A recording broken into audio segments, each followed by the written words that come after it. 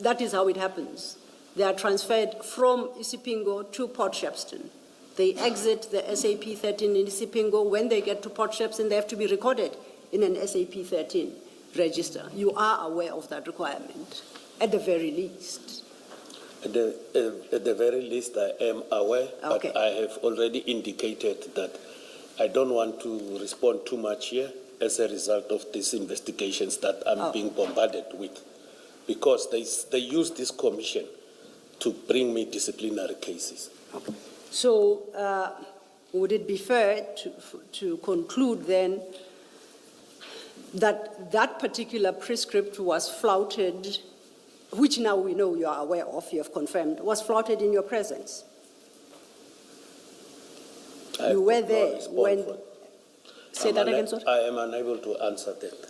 You are unable to answer? Correct, Commissioners. Which part of the question is creating difficulty? The one you asked me, Commissioner. I think, Mr. Law, it is, I think, properly construed. He refuses to answer the question. Can we proceed on that basis? Do we accept Commissioner Baloyi's suggestion that you refuse to answer the question? Chair. Yes, Mr. Mbofu. Yeah, Chair, maybe to save the time of the Commission so that we don't go through this painfully again. This witness, if he feels that there is a question put to him whose only value is to expose him to disciplinary action but has nothing to do with the mandate of the Commission in his view, then he will be uncomfortable to answer that. So that he doesn't have to do it again and again and annoy Commissioner Khumalo by referring so much to the HR threats. I think this point has been made, I don't know how many times now. No, Chair. It has not been made. Can I just finish, please? Yeah. So, and the point, which at least, let me not speak for the witness, let me speak for myself. The point that I made in the morning was that, and I gave examples, and that's what we were talking about, that unit. Our view is that there are two units. There's one sitting somewhere at HR, one sitting at the police that is watching these proceedings, ready to pounce as they did in January, with all sorts of trumped up and spurious charges.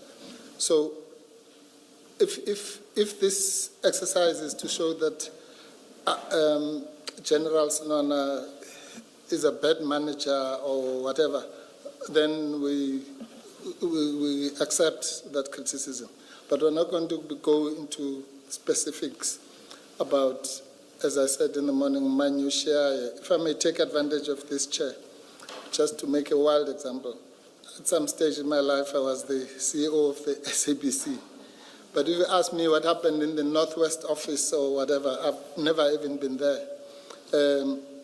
Or how to hold a camera and somebody held it upside down, you know. So, but I don't want to go to issues of management and organizational design. The issue is that the general is saying that he takes responsibility as the head, but he can't be asked about, did this one open this key or whatever, and at that level. If you are a manager, you rely on people. You can't, it doesn't mean if you're a CEO, you must know what's happening in the technology department, in the accounting department, in this and this, at the level of that detail. But as I say, I don't want to maybe stifle the questioning, but with the greatest respect, it's not clear what needs to be achieved in relation to the terms of reference. May I clarify with your leave, Chair? May I just ask a question? Does the fact that with regard to this, and in particular the storage, does the fact that the General had taken a particular interest in this and even went to Port Shepstone himself, even took over the keys, does that not distinguish it, for example, from your situation? Yes. at the SABC of not necessarily knowing what is happening at the Northwest Office of the Yes, SABC. thank you, Chair. It may or may not, but I'm making a different point.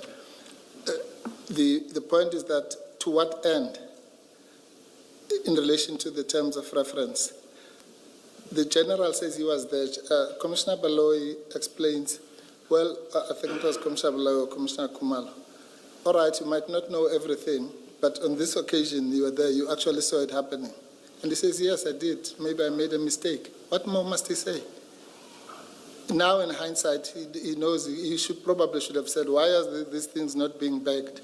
But he did not do it. So how does that assist us to say, okay, you should have done it? Then we can be here all day saying, yeah, you should have begged them. No, I didn't beg them. No. So for what particular purpose? Commissioner, Apart from exposing him to somebody who's going to say, you were there, you actually saw all these transgressions, now we're going to pounce on you. What other purpose can it possibly serve? Commissioner Baloyi, of course I'm paraphrasing, also made the point that here we have what I would refer to as a comedy of errors / inadvertence or whatever one may call it, from the beginning all the way to the end. And that one wants to inquire into whether these were not already setting up a scene for the theft. Agreed. Which is why, as Commissioner Baloyi, I think, then asked, or rather said, we should therefore inquire into all these errors, it may be errors or errors in quotation marks, so as to have a full picture as to what exactly happened and why. Yes. That will help either exclude any wrongdoing on the part of whoever the role players were, or not exclude wrongdoing. So, in fact, it calls to mind a judgment by Justice Froneman, which I'm sure you are well aware of, the judgment of all pay in the context of procurement. Justice Froneman said